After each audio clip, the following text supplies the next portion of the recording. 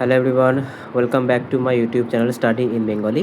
তোমাদের PSC মিসলেনিয়াসের preliminary এক্সামকে target করে আমাদের যে জিকে স্পেশাল ক্লাসগুলো করানো হচ্ছিল, আজকে তার ক্লাস নাম্বার 18। এর আগে আমরা টোটাল 16টা ক্লাস এবং দুটো কিন্তু ম্যারাথন করেছি। পরবর্তীকালে কিন্তু আমরা পাঁচটা করে ক্লাস করব এবং সেগুলোর উপরে আমরা ম্যারাথন প্র্যাকটিস করব। তাহলে চলো দেরি না করে শুরু করি। দেখো আজকের প্রথম প্রশ্ন কি বলেছে, ভারতীয় সংবিধানের কোন অনুচ্ছেদ অনুযায়ী কেন্দ্র এবং রাজ্যের মধ্যে অর্থ কমিশন গঠনের বিধান রয়েছে। তো এক কথায় কিন্তু অর্থ কমিশন কত নম্বর আর্টিকেলে বলা আছে সেটাই কিন্তু জিজ্ঞাসা করেছে, কিন্তু কোশ্চেনটা একটু ঘুরিয়ে করেছে। তো আমাদের এই প্রশ্নের সঠিক অ্যান্সার কি হবে? এই প্রশ্নের সঠিক অ্যান্সার কিন্তু হবে অনুচ্ছেদ 280। এখানেই কিন্তু অর্থ কমিশন বা ফিনান্স কমিশনের কথা বলা হয়েছে। আচ্ছা, এখানে দেখো 300A আছে। 300A নাম্বার ধারা, এটা কিসের সাথে সম্পর্কযুক্ত এটা আমরা প্রত্যেকেই জানি। এটা কিন্তু 44তম যে সংবিধান সংশোধন হয়েছিল সেখানে কিন্তু এটা সম্পত্তির অধিকারকে কি করা হয়েছিল, সম্পত্তির অধিকারকে কিন্তু আইনি অধিকার বা লিগ্যাল রাইট করা হয়েছিল। পরবর্তী প্রশ্ন দেখব কি বলেছে আজকে 2 নম্বর প্রশ্ন, বিজয়নগর সাম্রাজ্যের তুলুব রাজবংশের শ্রেষ্ঠ শাসক কৃষ্ণদেব রায় অমুক্ত মাল্যদা গ্রন্থটি কোন ভাষায় রচনা করেছিলেন? আচ্ছা, ভিডিওটা করার সঙ্গে সঙ্গে তোমাদেরকে আমি বলে দিই যে তোমাদের কিন্তু পিএসসি মিসলেনিয়াসের পরীক্ষাটা কিন্তু খুব শিগগিরই হতে চলেছে। এমনটা কিন্তু একটা অনুমান পাওয়া যাচ্ছে যে তোমাদের পিএসসির যে এক্সামিনেশন এটা কিন্তু অক্টোবর মাসে হতে পারে। দেখো, এটা কিন্তু আমি পুরোটাই অনুমানের ভিত্তিতে বললাম, যেরকমটা আমি বুঝতে পারছি বা যেরকমটা আমি চারিদিকে দেখছি সেই অনুমানেই কিন্তু আমি বলছি। এর আগে পরে কিন্তু হতে পারে, কিন্তু একটা জিনিস তোমাদেরকে মাথায় রাখতে হবে যে পরীক্ষা কিন্তু হবেই, ঠিক আছে, আর খুব শিগগিরই হবে। তাই তোমাদের প্রিপারেশনটাকে কিন্তু যথেষ্ট মজবুত রাখতে হবে। দেখো, এই যে অমুক্ত মাল্যদা যে গ্রন্থটা আছে এটা কোন ভাষায় রচনা করা হয়েছিল? তো এর প্রধান উত্তর বা সঠিক অ্যান্সার কিন্তু হয়ে যাবে তেলেগু ভাষায় কিন্তু এটা রচনা করা হয়েছিল। আর এটা কার দ্বারা রচনা করা হয়েছিল? এটা কিন্তু কৃষ্ণদেব রায় দ্বারা রচনা করা হয়েছিল। পরবর্তী প্রশ্ন দেখব কি বলেছে আজকে 3 নম্বর প্রশ্ন, যে আলোক তড়িৎ ক্রিয়া বা ফটো ইলেকট্রিক এফেক্ট ব্যাখ্যার জন্য পদার্থবিজ্ঞানে কে নোবেল পুরস্কার পেয়েছিলেন? তো এই নোবেল পুরস্কার থেকে কিন্তু পরীক্ষায় তোমাদের প্রশ্ন আসতে দেখা যায়। তো দেখো, এটা কিন্তু তোমাদের কারেন্ট অ্যাফেয়ার্স হিসেবেও আসতে পারে, রিসেন্টটাও কিন্তু জিজ্ঞাসা করতে পারে, বা বিভিন্ন রকম যে এক্সপেরিমেন্ট যেগুলো খুবই গুরুত্বপূর্ণ সায়েন্সের ক্ষেত্রে সেখান থেকেও কিন্তু জিজ্ঞাসা করতে পারে। ফর এক্সাম্পল এই ফটো ইলেকট্রিক এফেক্ট, তো এই ফটো ইলেকট্রিক এফেক্ট আবিষ্কার করার জন্য কাকে নোবেল পুরস্কার দেওয়া হয়েছিল? তো সঠিক অ্যান্সার কিন্তু হচ্ছে অ্যালবার্ট আইনস্টাইনকে। কত সালে দেওয়া হয়েছিল সালটাও তোমরা মনে রাখবে, 1921 সালে কিন্তু দেওয়া হয়েছিল। আর অ্যালবার্ট আইনস্টাইনের বিখ্যাত থিওরি E=mc², এখান থেকেও কিন্তু পরীক্ষায় প্রশ্ন আসতে দেখা গেছে। পরবর্তী প্রশ্ন দেখব কি বলেছে আজকে 4 নম্বর প্রশ্ন, ভারতের প্রচ্ছন্ন বেকারত্ব বা ডিসগাইজড আনএমপ্লয়মেন্ট মূলত কোন ক্ষেত্রে সর্বাধিক দেখতে পাওয়া যায় আমরা? তথ্য প্রযুক্তির ক্ষেত্রে, তারপরে হচ্ছে ম্যানুফ্যাকচারিং ক্ষেত্রে, কৃষি খাতে, নাকি ব্যাংকিং খাতে? তো ইকোনমিক্সের একটা ভালো কোশ্চেন। তো ডিসগাইজ যে আনএমপ্লয়মেন্ট আছে সেই ডিসগাইজ আনএমপ্লয়মেন্ট ভারতে সবথেকে বেশি কোন ক্ষেত্রে দেখতে পাওয়া যায়? তো আমাদের সঠিক অ্যান্সার কিন্তু হয়ে যাবে কৃষি ক্ষেত্রে, ঠিক আছে। কৃষি ক্ষেত্রে কিন্তু এই ডিসগাইজ আনএমপ্লয়মেন্ট সবথেকে বেশি দেখতে পাওয়া যায়।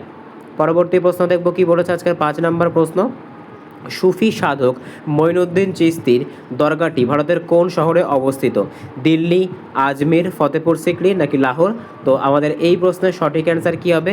সুফি সাধক মঈনুদ্দিন চিশতির যে দরগা সেটা কিন্তু ভারতে আজমির। আজমিরটা কোথায়?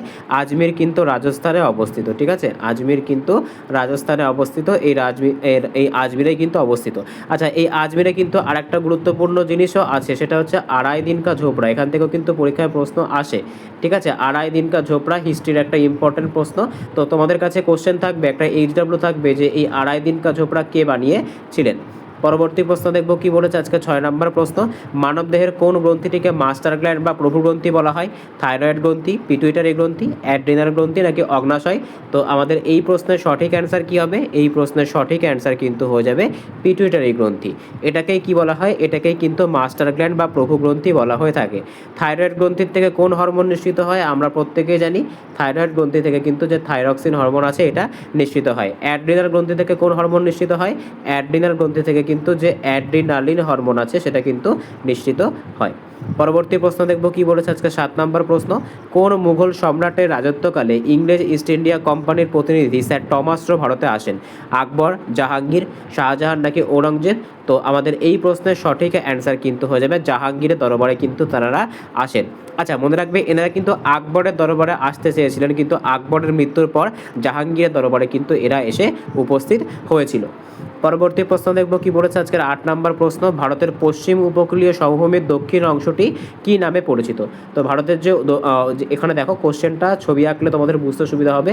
মনে করো এটা হচ্ছে ভারত, তো ভারতের যে পশ্চিম দিকের অংশটা আছে বা উপকূল রেখাটা আছে তার যে দক্ষিণ অংশটা, অর্থাৎ এই যে অংশটা, এই অংশটার যে উপকূল সেটা কি উপকূল নামে পরিচিত? তো সঠিক অ্যান্সার কিন্তু হচ্ছে মালাবার উপকূল। আচ্ছা, এখানে আমি ছবিটা আরেকবার ড্র করি তোমাদের বোঝানোর সুবিধার্থে। দেখো আমি তোমাদেরকে এখানে প্রত্যেকটা জিনিস আরেকবার করে বলে দিই। এই যে উপকূলটা আছে এটাকে বলা হয় কিন্তু কোঙ্কণ উপকূল, এই উপকূলটাকে কিন্তু বলা হয় মালাবার উপকূল, এই যে উপকূলটা আছে এটাকে কিন্তু বলা হয় করমণ্ডল উপকূল। পরবর্তী প্রশ্ন দেখব কি বলেছে আজকে 9 নম্বর প্রশ্ন, যে ভারতের সংবিধান সংশোধনের পদ্ধতিটি কোন দেশের সংবিধান থেকে গ্রহণ করা হয়েছে? তো সংবিধান সংশোধনের যে পদ্ধতি আছে সেটা কত নম্বর আর্টিকেলে আছে? সেটা কিন্তু আর্টিকেল 368-তে আছে। আর এই যে আর্টিকেল 368 এটা কোন দেশ থেকে আমরা বড় করেছি? এটা কিন্তু দক্ষিণ আফ্রিকা থেকে আমরা বড় করেছি। আয়ারল্যান্ড থেকে আমরা কি পেয়েছি? আয়ারল্যান্ড থেকে কিন্তু আমরা ডিপিএসপি পেয়েছি। আর কি পেয়েছি? আর কিন্তু রাষ্ট্রপতির যে নির্বাচন পদ্ধতি সেটা পেয়েছি। মার্কিন যুক্তরাষ্ট্র থেকে আমরা কি পেয়েছি? মার্কিন যুক্তরাষ্ট্র থেকে কিন্তু আমরা ফান্ডামেন্টাল রাইটস পেয়েছি। তারপর আমাদের যে প্রিঅ্যাম্বেল সেই প্রিঅ্যাম্বেল পেয়েছি। অস্ট্রেলিয়া থেকে কি পেয়েছি? অস্ট্রেলিয়া থেকে কিন্তু যে যুগ্ম তালিকা আছে সেই যুগ্ম তালিকা আমরা পেয়েছি। পরবর্তী প্রশ্ন দেখব কি বলেছে আজকে 10 নম্বর প্রশ্ন, বায়ুমণ্ডলের কোন স্তরে সমস্ত আবহাওয়াজনিত যে ঘটনাগুলো হয়ে থাকে সেগুলো ঘটে থাকে, অর্থাৎ মেঘ, বৃষ্টি, ঝড় ইত্যাদি সংঘটিত হয়? স্ট্র্যাটোস্ফিয়ার, মেসোস্ফিয়ার, ট্রোপোস্ফিয়ার নাকি থার্মোস্ফিয়ার? তো এই প্রশ্নের সঠিক অ্যান্সার কী হবে? এই প্রশ্নের সঠিক অ্যান্সার কিন্তু হয়ে যাবে ট্রোপোস্ফিয়ার। ঠিক আছে, ট্রোপোস্ফিয়ারে কিন্তু এইগুলো হয়ে থাকে। ট্রোপোস্ফিয়ারকে এই কারণের জন্য কি বলা হয়? ট্রোপোস্ফিয়ারকে কিন্তু এই কারণের জন্য ক্ষুদ্রমণ্ডল বলা হয়ে থাকে। পরবর্তী প্রশ্ন দেখব কি বলেছে আজকের 11তম প্রশ্ন, যে বাংলার দ্বৈত শাসন ব্যবস্থা কে বাতিল করেছিল? Lord Clive, Warren Hastings, Lord Cornwallis নাকি ডালহৌসি? তো এই যে দ্বৈত শাসন যে ব্যবস্থা ছিল এটা কিন্তু কার দ্বারা প্রবর্তন করা হয়েছিল? লর্ড ক্লাইভ দ্বারা প্রবর্তন করা হয়েছিল। আর লর্ড ওয়ারেন হেস্টিংস দ্বারা কিন্তু এটাকে সম্পূর্ণভাবে বাতিল করা হয়েছিল। এগেন কিন্তু হিস্ট্রি থেকে একটা গুরুত্বপূর্ণ প্রশ্ন। কর্নওয়ালিস কিসের সাথে সম্পর্কযুক্ত আমরা জানি? ইনি কিন্তু হচ্ছে ভারতের যে সিভিল সার্ভিস বা সেই সিভিল সার্ভিস এবং যে পুলিশি ব্যবস্থা সেই পুলিশি ব্যবস্থার জনক কিন্তু লর্ড কর্নওয়ালিসকে বলা হয়। ডালহৌসিকে কি বলা হয়? এনাকে কিন্তু ফাদার অফ ইন্ডিয়ান রেলওয়েজ বলা হয়, ফাদার অফ ইন্ডিয়ান রেলওয়েজ। পরবর্তী প্রশ্ন দেখব কি বলেছে, যে উদ্ভিদ কোষ প্রাচীরের যে সেল ওয়াল মূলত কোন পদার্থটা দিয়ে তৈরি হয়ে থাকে? তো সঠিক অ্যান্সার কিন্তু হবে এটা সেলুলোজ দিয়ে সেলুলোজ দিয়ে কিন্তু এটা তৈরি হয়ে থাকে। আর কাইটিন এইটা দিয়ে কোনটা তৈরি হয়? দেখো যে ফাঙ্গি থাকে বা যে ছত্রাক থাকে সেই ছত্রাকের যে সেল ওয়াল সেটা কিন্তু সেলুলোজের পরিবর্তে কাইটিন দিয়ে তৈরি করা হয়, মানে তৈরি হয়। পরবর্তী প্রশ্ন দেখব কি বলেছে, বিশ্ব স্বাস্থ্য সংস্থা বা হু এর সদর দপ্তর কোথায় অবস্থিত? তো সঠিক অ্যান্সার কি হবে? সঠিক অ্যান্সার কিন্তু হয়ে যাবে WHO বা হু এর সদর দপ্তর কিন্তু জেনেভা, সুইজারল্যান্ডে অবস্থিত। আচ্ছা, কত তারিখে আমরা ওয়ার্ল্ড হেলথ ডে, তো এই যে ডেট রিলেটেড যে কোশ্চেনগুলো আছে সেগুলো কিন্তু তোমাদের পরীক্ষার জন্য ইম্পর্টেন্ট। তো ওয়ার্ল্ড হেলথ ডে আমরা কত তারিখে পালন করি? তো মনে রাখতে হবে প্রত্যেক বছর 7ই এপ্রিল তারিখে কিন্তু আমরা ওয়ার্ল্ড হেলথ ডে পালন করে থাকি। পরবর্তী প্রশ্ন দেখব কি বলেছে, কোনো পরিবাহীর মধ্য দিয়ে তড়িৎ প্রবাহের ফলে উৎপন্ন তাপ সংক্রান্ত সূত্রটি কে আবিষ্কার করেন? আচ্ছা, সবার প্রথমে সূত্রটা কি? সূত্রটা কিন্তু হচ্ছে H=I²RT, এটা কিন্তু হচ্ছে সূত্র। আর এটা কার দ্বারা? এটা কিন্তু জুলের দ্বারা প্রবর্তন করা হয়েছিল। পরবর্তী প্রশ্ন দেখব কি বলেছে, যে ভারতের জাতীয় জরুরি অবস্থা সংবিধানের কত নম্বর অনুচ্ছেদে জারি করা হয়েছে, অর্থাৎ যে ন্যাশনাল এমার্জেন্সি সেটা কত নম্বর ধারাতে আছে? দেখো মোট 3টে এমার্জেন্সি প্রভিনশনের কথা বলা হয়েছে, একটা 352, একটা 356 আর একটা 360। 360-এ কি বলা হয়েছে? 360-এ কিন্তু যে অর্থনৈতিক যে বা ফিনান্সিয়াল এমার্জেন্সি সেই ফিনান্সিয়াল এমার্জেন্সির কথা বলা হয়েছে, অর্থনৈতিক এমার্জেন্সি। 356-তে কিন্তু প্রেসিডেন্ট রুলের কথা বলা হয়েছে, আর 352-তে কিন্তু ন্যাশনাল এমার্জেন্সির কথা বলা হয়েছে। তাই অপশান এ কিন্তু আমাদের সঠিক অ্যান্সার হয়ে যাবে। পরবর্তী প্রশ্ন দেখব কি বলেছে, যে ভারতের বিখ্যাত হীরাকুদ বাঁধ কোন নদীর ওপর নির্মিত হয়েছে? তো সঠিক অ্যান্সার কিন্তু হবে মহানদী নদীর ওপরে কিন্তু হীরাকুদ বাঁধটা নির্মিত হয়েছে। এটা কিন্তু ভারতের দীর্ঘতম বাঁধ। ঠিক আছে, ভারতের দীর্ঘতম বাঁধ কিন্তু হচ্ছে এই হীরাকুদ বাঁধ। পরবর্তী প্রশ্ন দেখব কি বলেছে, সারে জাহাসে আচ্ছা এই গানটি রচয়িতাকে রবীন্দ্রনাথ ঠাকুর, কাজী নজরুল ইসলাম, মোহাম্মদ ইকবাল নাকি মির্জা গালিব? তো সঠিক অ্যান্সার কিন্তু হচ্ছে মোহাম্মদ ইকবাল। পরবর্তী প্রশ্ন দেখব কি বলেছে, মানুষের রক্তের মধ্যে যে লোহিত রক্তকণিকা থাকে তার গড় আয়ু কতদিন? গড় আয়ু কিন্তু 120 দিন। পরবর্তী প্রশ্ন দেখব কি বলেছে, গৌতম বুদ্ধ তার প্রথম ধর্মোপদেশ বা ফার্স্ট সারমন কোথায় দিয়েছিল? বোধগয়া, সারনাথ, কুশীনগর নাকি হচ্ছে বৈশালী? দেখো এখান থেকে কিন্তু বর্তমানে তোমাদের কোশ্চেন আসবে, তার কারণ সারনাথকে কিন্তু কি করা হয়েছে, এটা কিন্তু কারেন্ট অ্যাফেয়ার্সের একটা কোশ্চেন।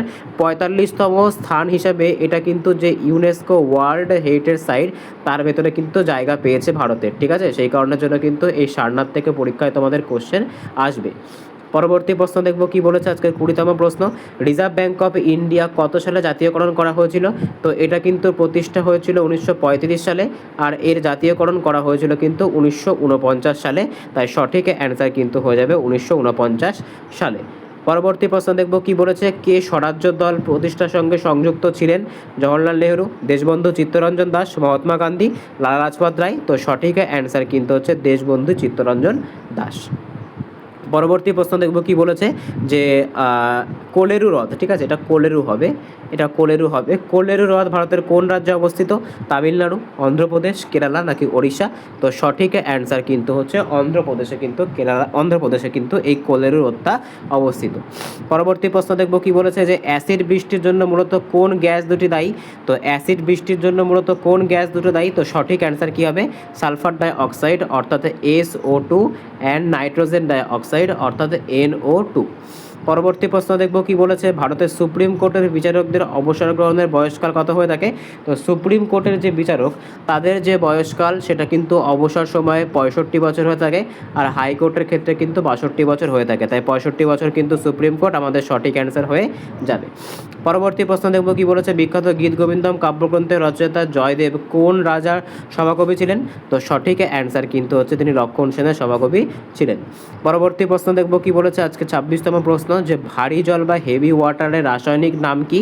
তো সঠিক অ্যান্সার কিন্তু হচ্ছে ডাইটেরিয়াম অক্সাইড। হাইড্রোজেনের যে সেকেন্ড আইসোটোপটা আছে যেটাকে কি বলা হয়, যেটাকে কিন্তু ডাইটেরিয়াম বলা হয়, সেই ডাইটেরিয়াম থেকে কিন্তু এটা তৈরি হয়েছে।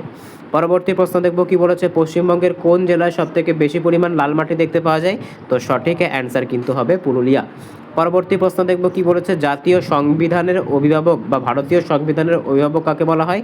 তো সঠিক অ্যান্সার কিন্তু হচ্ছে ভারতের সুপ্রিম কোর্টকে ভারতের সংবিধানের অভিভাবক বা গার্ডিয়ান অফ ইন্ডিয়ান কনস্টিটিউশন বলা হয়।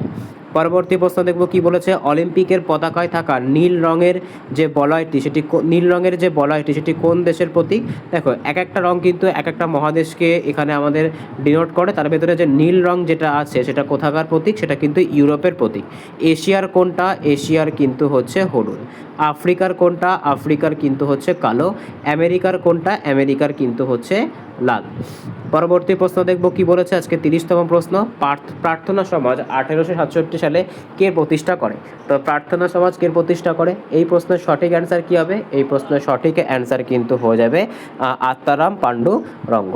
তো আজকে এই অবধি ছিল। যদি ভিডিওটা ভালো লেগে থাকে অবশ্যই চ্যানেলটাকে সাবস্ক্রাইব করো, পাশে থাকা বেল আইকনটিকে প্রেস করে রেখো। আউট অফ 30 কার কত স্কোর হলো অবশ্যই কিন্তু কমেন্টে জানিও। তোমাদের কোন কোন টপিকটা আরও বেশি করে জোর দেওয়া প্রয়োজন আমাকে কিন্তু জানাতে পারো। আর একটা কথা বলে রাখি, তোমাদের পরীক্ষা কিন্তু খুব শীঘ্রই হবে, এটা কিন্তু একদম অবধারিত। তাই প্রত্যেকে কিন্তু তোমাদের প্রিপারেশন নতুন করে শুরু করো। দেখা হচ্ছে পরের ভিডিওতে, বাই।